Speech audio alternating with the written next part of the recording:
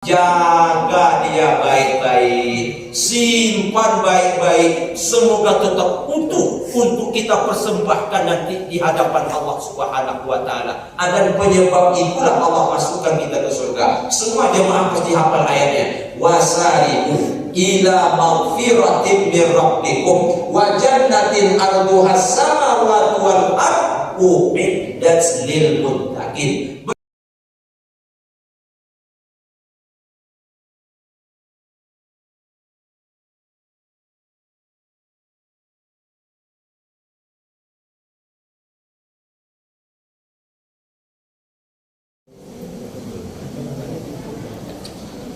Bismillahirrahmanirrahim. Assalamualaikum warahmatullahi wabarakatuh.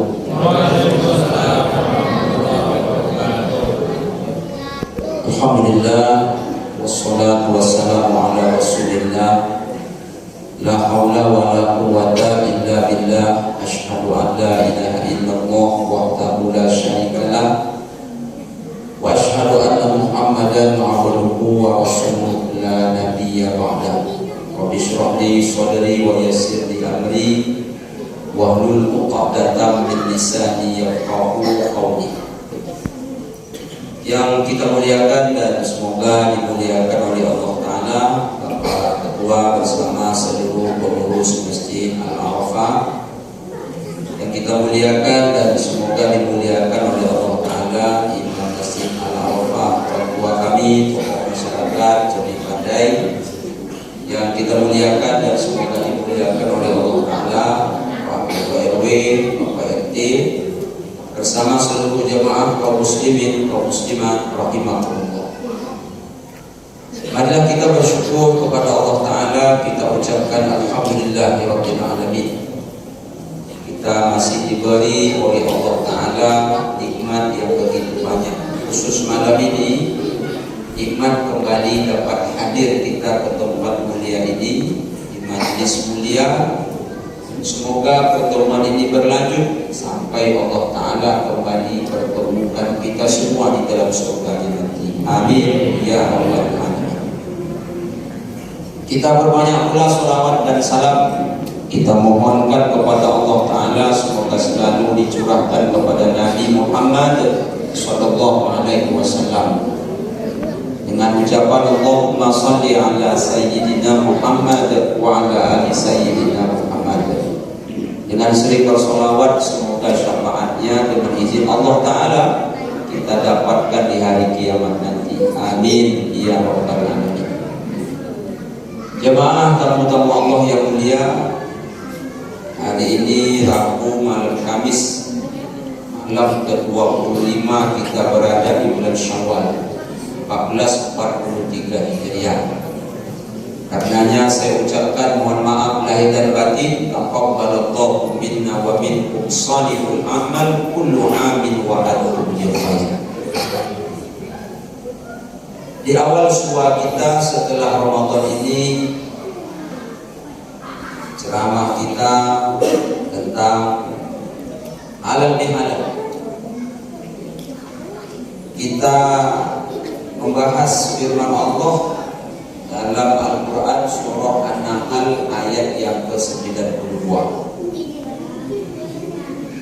A'udzubillahi minasyaitonir rajim. Wa la takunu kalladziina qadat ghazlaha min ba'di quwwatin ankatha. Yang artinya,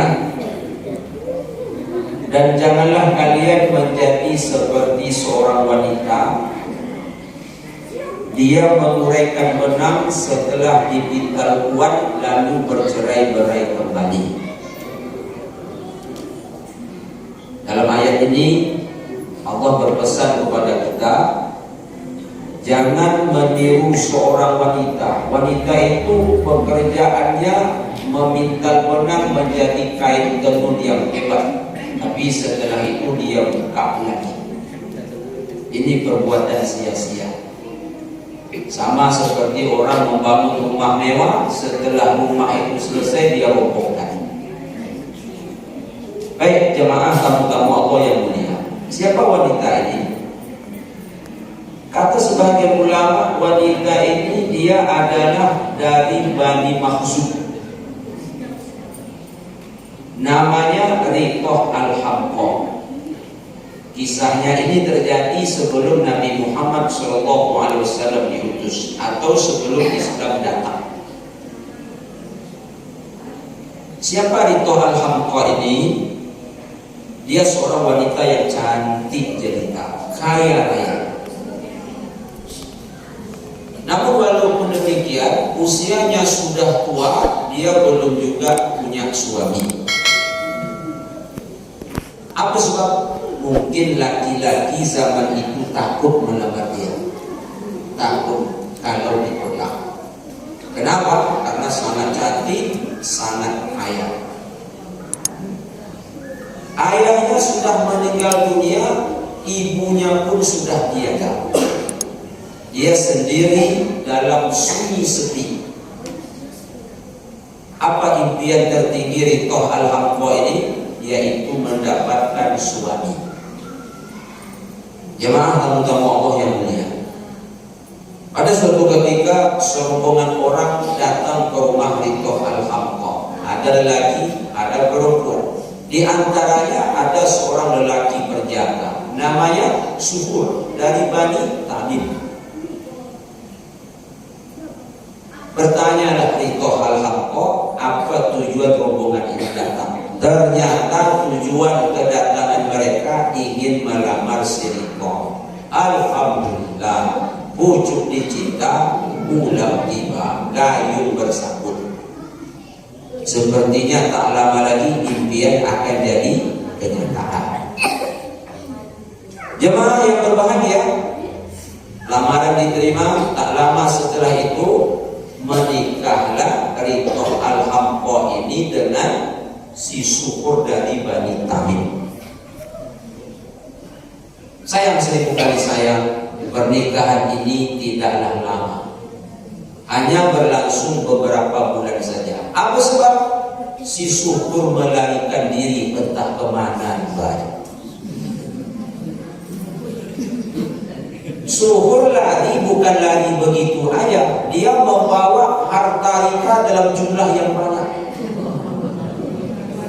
Emas, intan, berlian, dinar, dirham, banyak dibawanya. Mungkin itu tujuan si Suhur menikahi si Ritoh. Sebenarnya menurut saya Suhur ini silap.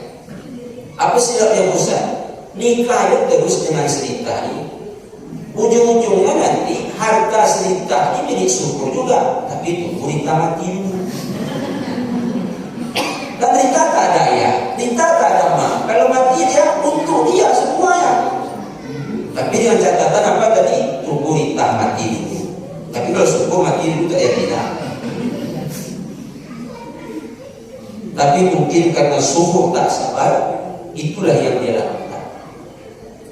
Jemaah kaum muslimin kaum muslimat, maka si Ritoh mencari sang suaminya. Kemana suaminya ini berada? Keliling kampung, keliling kota, masuk kampung, masuk kota, mencari, tapi tak juga bersua. Bukan sebulan dua bulan, bertahun-tahun.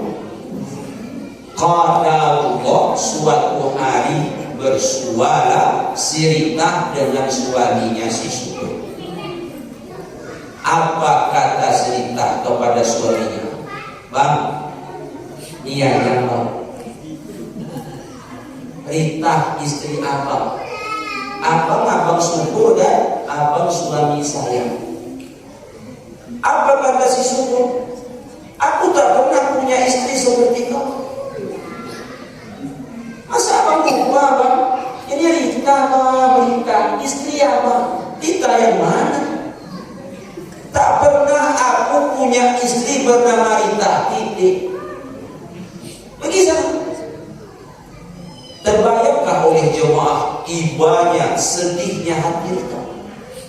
Kemarin sebelum bersuami sedih ya, sedih. Setelah bersuami lari pula suaminya, makin sedih. Sekarang bertemu tak pula diakui. Oh itu tak tanggung sedihnya.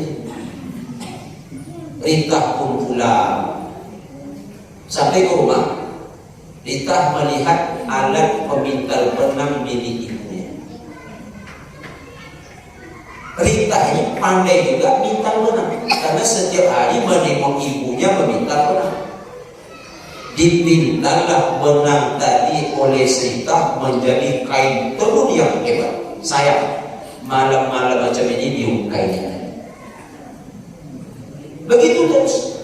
Asal siang datang benang-benang tadi dia tenun jadi kain, malam-malam dibuka.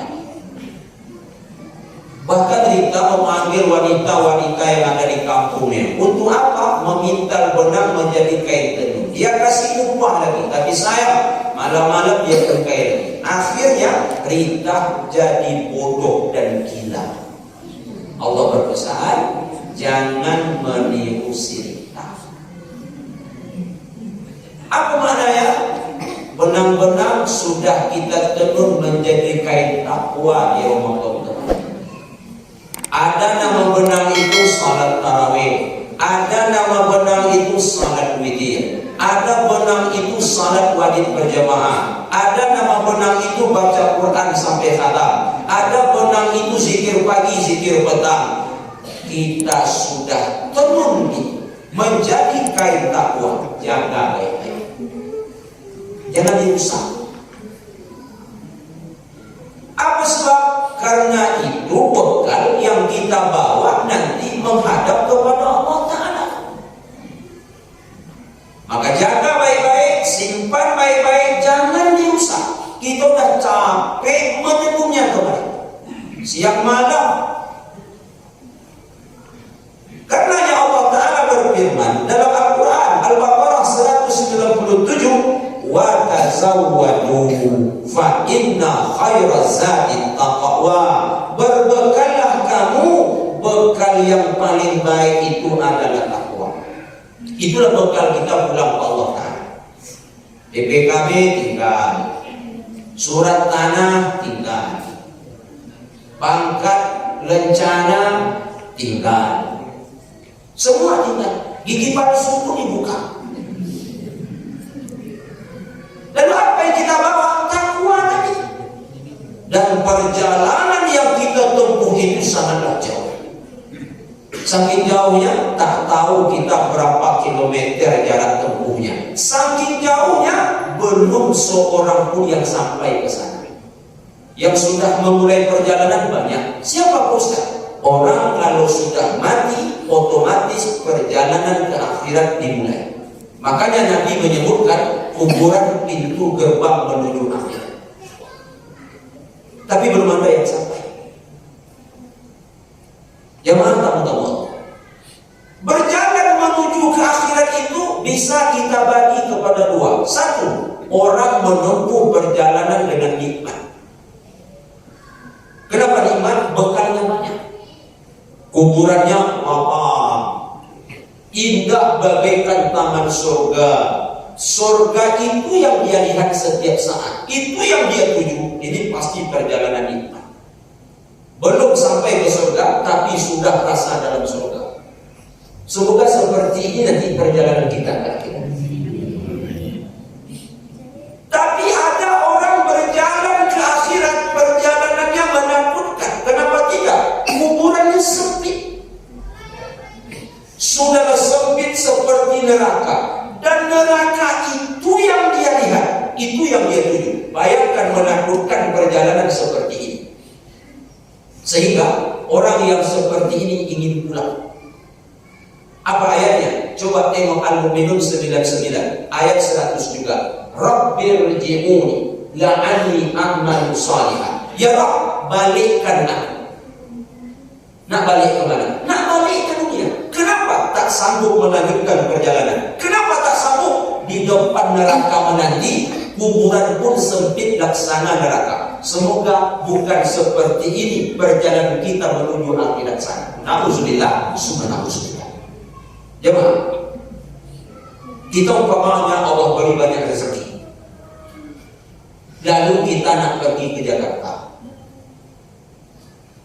Bagaimana perjalanan ke Jakarta itu enak dan kita punya bekal banyak, jangan tanggung-tanggung, beli jet pribadi.